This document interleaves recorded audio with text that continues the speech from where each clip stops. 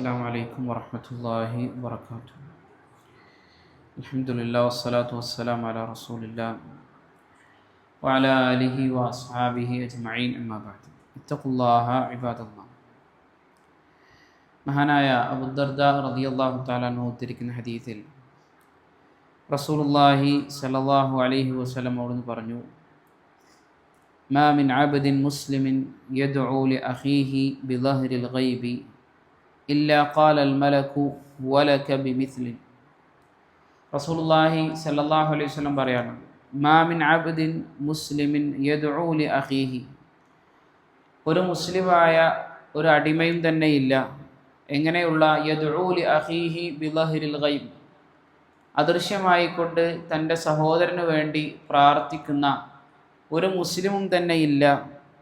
ഇല്ലാ ഖാലൽ മലകു, ഒരു മലക്ക് അവർക്ക് വേണ്ടി പറഞ്ഞിട്ടല്ലാതെ, വലക ബിമിസ്ലിൻ, നിനക്കും അതുപോലെ ഉണ്ടാകട്ടെ എന്ന് പറഞ്ഞിട്ടല്ലാതെ ഒരു അടിമയും പ്രാർത്ഥിക്കുന്നില്ല എന്ന് മഹാനായ റസൂൽ കരീം സല്ലല്ലാഹു അലൈഹി വസല്ലം പറഞ്ഞതായിക്കൊണ്ട് നമുക്ക് കാണുവാൻ സാധിക്കും.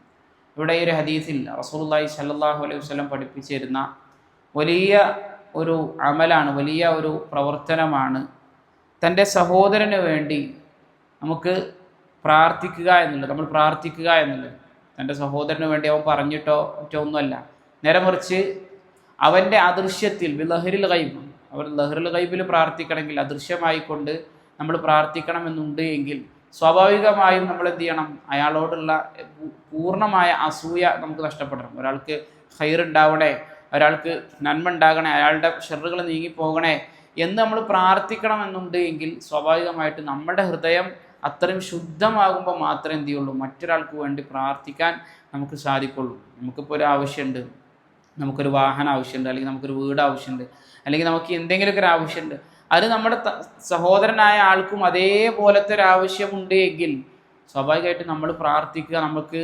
നമുക്ക് വേണ്ടി നമ്മൾ പ്രാർത്ഥിക്കും, പക്ഷെ നമ്മുടെ സഹോദരന് വേണ്ടി നമ്മൾ പ്രാർത്ഥിക്കുമെന്ന് വെച്ചാൽ നമ്മൾ പ്രാർത്ഥിക്കില്ല എന്നായിരിക്കും ഒരു ഉത്തരം. നേരെ മറിച്ച് നമുക്ക് അങ്ങനെ പ്രാർത്ഥിക്കാൻ തോന്നുന്നുണ്ടെങ്കിൽ മറ്റൊരാൾക്ക് ആ ഗൈബി ആയിക്കൊണ്ട് ഓർക്കൊരു കിട്ടട്ടെ എന്ന ആത്മാർത്ഥമായൊരു ദുആ നമ്മുടെ മനസ്സിലുണ്ട് എങ്കിൽ, നമ്മുടെ ദുആകളിലൊക്കെ ഉണ്ട് എങ്കിൽ സ്വാഭാവികമായിട്ടും നമുക്ക് മനസ്സിലാക്കാം നമ്മുടെ ഹൃദയം ശുദ്ധമാണ്. നമ്മുടെ പ്രാർത്ഥനയൊക്കെ ഒന്ന് എടുത്തു നോക്കുക. എത്രത്തോളം നമ്മുടെ നഫ്സിന് വേണ്ടി പ്രാർത്ഥിക്കും, നമ്മുടെ കുടുംബത്തിന് വേണ്ടി പ്രാർത്ഥിക്കും, ഇതിനപ്പുറത്തായിക്കൊണ്ട് നമ്മുടെ സഹോദരങ്ങൾക്ക് വേണ്ടി എത്ര വരികൾ നമ്മൾ പ്രാർത്ഥിക്കാറുണ്ട്. നമ്മൾ സ്വന്തം ആലോചിച്ച് നോക്കുക. അള്ളാഹു അവന് പുറത്തു കൊടുക്കണേ, അള്ളാഹു ഇന്ന ആൾക്ക് ഇന്ന പ്രയാസങ്ങളുണ്ട് അത് നീക്കി കൊടുക്കണേ, അയാൾക്ക് ഇന്ന ആഗ്രഹങ്ങളുണ്ട് അത് നീ സാധൂകരിച്ച് കൊടുക്കണേ എന്ന് എത്രത്തോളം നമ്മൾ ഓരോരുത്തരും നമ്മളുടെ ദുആയിൽ ഉൾപ്പെടുത്താറുണ്ട്. അപ്പോൾ അങ്ങനെ ഉൾപ്പെടുത്താൻ സാധിക്കുന്നുണ്ട് എങ്കിൽ അയാളുടെ ഹൃദയം സലീമാണ്, അയാളുടെ ഹൃദയം ശുദ്ധമാണ് എന്നാണ് അത് അറിയിക്കുന്നത്. മാത്രമല്ല ഒരു മലക്ക് അങ്ങനെ പ്രാർത്ഥിച്ചാൽ നമുക്ക് വേണ്ടി ആരാണ് പ്രാർത്ഥിക്കുന്നത്? ഒരു മലക്ക് പ്രാർത്ഥിക്കും, നിനക്കതുപോലെ ഉണ്ടാകട്ടെ.